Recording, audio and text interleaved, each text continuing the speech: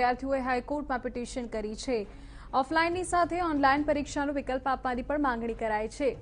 Offline પરીક્ષા લેવાશે તો લાખો વિદ્યાર્થીઓ બહાર નીકળવું પડશે। બહારના રાજ્યના વિદ્યાર્થીઓએ પણ ગુજરાતમાં પરીક્ષા આપવા આવવું પડશે અને કેટલાક સ્થળો પર પરીક્ષા સેન્ટર 50 થી 80 કિલોમીટર દૂર હોવાનું વિદ્યાર્થીઓનું કહેવું છે। ઉલ્લેખનીય છે કે GTUએ માત્ર ઓફલાઈન પરીક્ષાનું જ આયોજન કર્યું છે। Hey guys, what's up? This is Milanpatel. Welcome back to Tutorialgalaxy। आप सबने अभी जो मैंने न्यूज़ यहाँ पर स्टार्टिंग में बताया वो सब तो देखा ही होगा, राइट?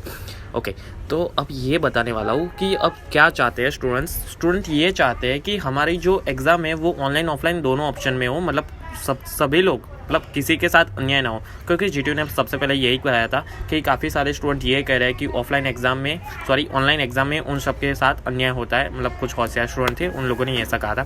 तो अब स्टूडेंट्स जो बाकी के हैं, जिन लोगों ने हाई कोर्ट में अपील किए, तो वो लोग अब ये कहना चाहते हैं कि हमें ऑनलाइन ऑफलाइन दोनों ऑप्शन दो, मतलब जो भी स्टूडेंट ऑफलाइन देना चाहता है वो स्टूडेंट ऑफलाइन दे और जो स्टूडेंट ऑनलाइन देना चाहता है वो स्टूडेंट ऑनलाइन दे, मतलब दोनों का सब कुछ बैलेंसिंग हो जाए, किसी के साथ अन्याय ना हो।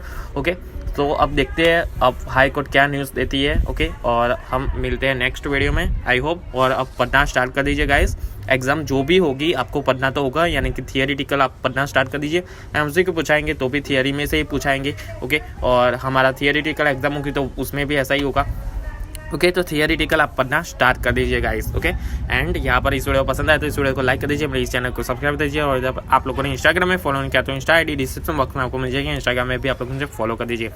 ओके गाइस, एंड लाइक कीजिए, सब्सक्राइब कीजिए, एंड जय हिंद, जय भारत।